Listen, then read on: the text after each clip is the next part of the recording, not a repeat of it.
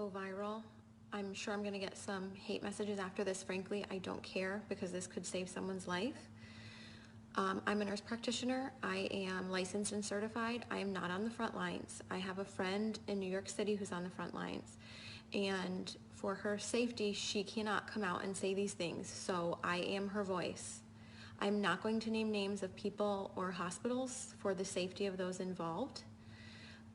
But this is her account, okay? I am her voice here. I'm gonna tell you what she has told me. She wants this to get out. Now, I'm sure this is not the case everywhere. I'm confident. I have friends that are in other places. They're on the front lines, they're in ICU, and it's not like this everywhere. But in New York City right now, in some of the hospitals, this is what is going on. People are sick, but they don't have to stay sick. They are killing them. They are not helping them. She used the word murder, coming from a nurse who went to New York City expecting to help. Patients are left to rot and die. Her words. She has never seen so much neglect. No one cares. They are cold and they don't care anymore. It's the blind leading the blind. Now, a couple of weeks ago, I was on with some nurse friends of mine and we were discussing different medications that could be used to potentially help people. Doctors who were reporting around the country that they were using a combination of medications that were helping people. People were not dying when they were on these medications. They were getting better. Those medications are not being used in hospitals in New York City. What is happening is that they're putting people on nasal cannula. If they require more than 6 liters of nasal cannula, they get intubated, they go on the vent, or they get trached if there's not enough vents. They don't get high flow, no non-rebreather, no non-invasive ventilation, no CPAP, no BiPAP. They're on a closed system, the ventilator, versus a CPAP or a BiPAP for fear that it will spread the virus. Which, by the way, I know a nurse in Florida who was fired for exposing that about CPAP and BiPAP and patients being put on the ventilator, like straight away to the ventilator, to be on a closed system. The patients don't know any better. They don't have family with them. There is no one there with them to advocate for them. So they are scared and they give consent. The ventilators have high PEEP, high pressure, which then causes barotrauma. It causes trauma to the lungs. Dr. Siddell, Cameron Kyle Siddell, a few weeks ago put out a video. He's in New York City, and he put out a video saying something is not right, like we're not treating this correctly. We're doing something wrong. This doesn't make sense. They pulled his video from YouTube and they took him out of ICU because they couldn't have one doctor going against the grain, going against their protocol. The protocol is propofol or some kind of sedation because they're on the ventilator, and IV antibiotics. There's no hydroxychloroquine. They're not using that combination with Zithromax. They're not using zinc, vitamin C, high doses of vitamins A and D. They laugh. This is what she's told me. They laugh at that.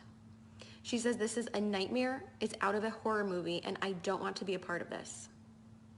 There are people who are a full code, and yet if they crash, they're not doing compressions because it will spread the virus. Full code, not doing compressions. Family is not there. They have no one to answer to. No one is being held accountable. A code was called and no one came.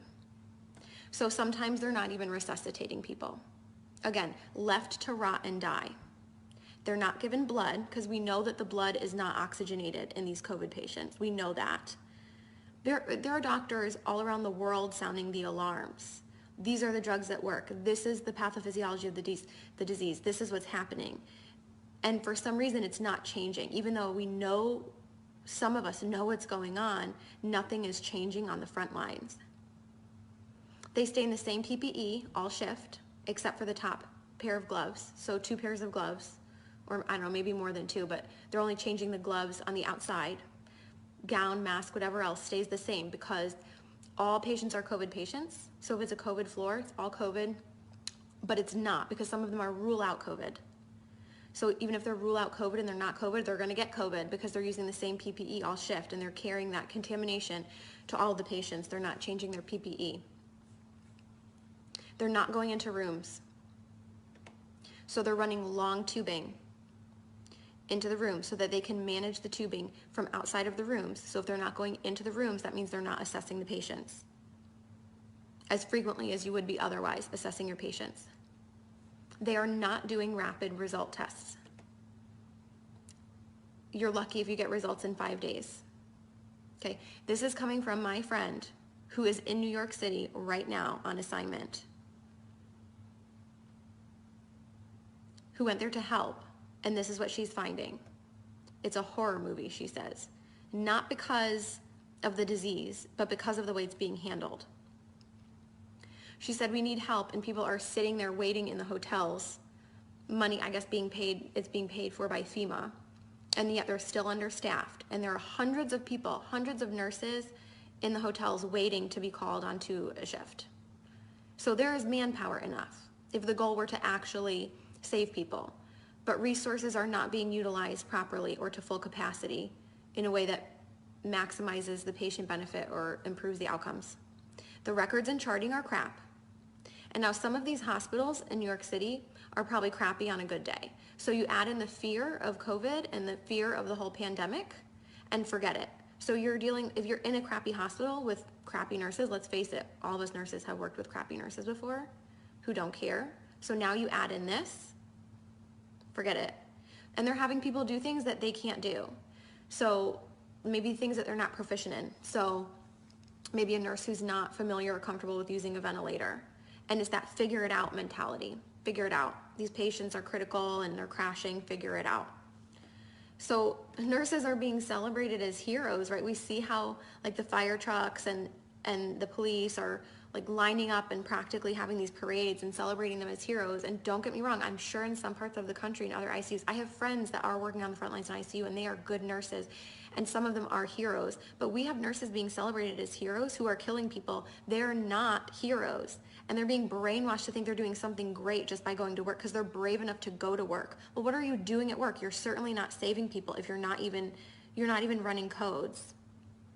You're not even going into patient rooms. You're a coward. You're hurting people. You're killing them. You're contributing to the problem. I know I'm going to get hate mail for this, and that's fine, because people are dying who don't have to die. Again, there's no family there, so no one's being held accountable. And once these people get intubated, they're being scared into giving consent to be intubated, and then for a lot of them, it's over. And there's nobody going to be held accountable, and there's nobody looking out for them. They are completely by themselves. There's like a total lack of critical thinking. It's out the window, and people are scared to speak up. And one person alone isn't going to change the overall culture of a hospital or a system or a city. Like I said, Dr. Cameron Kyle Seidel's video was pulled from YouTube, and he was pulled from the ICU for sounding the alarm and going against the grain. So people are sounding the alarm. It's just not changing anything, apparently. So what can you do? Buck the system. I'm really fortunate. I don't have any family in New York City that I personally have to worry about. If there are people that you are worried about, or maybe it's not even New York City, maybe you're in another city that's being really hard hit and you're just hearing really bad things coming out of that city, buck the system. Something is wrong in the system. So go against the grain. Request records immediately. Records, transcripts, immediately. If there's a medication that you want your loved one to be given, report it as an at-home medication and demand that it be continued. That's just a tip from inside the system. If you want a medication to be given, you've got to report that it's an at-home medication and that you demand that it be continued. Your loved one is not going to have you in there advocating for them once they go in. You're not allowed in. The only reports that we're able to get of what's going on are coming from the inside, and people are afraid to speak out. People have lost their jobs. Do not give consent for intubation if you don't want to be intubated or your loved one to be intubated. Demand non-invasive or less invasive ventilation methods. As soon as you give that consent, you might not come out of it. Now, in some cases, it might be appropriate. We just don't know. We know that it's being used inappropriately in a lot of cases, and that the ventilators are making people worse.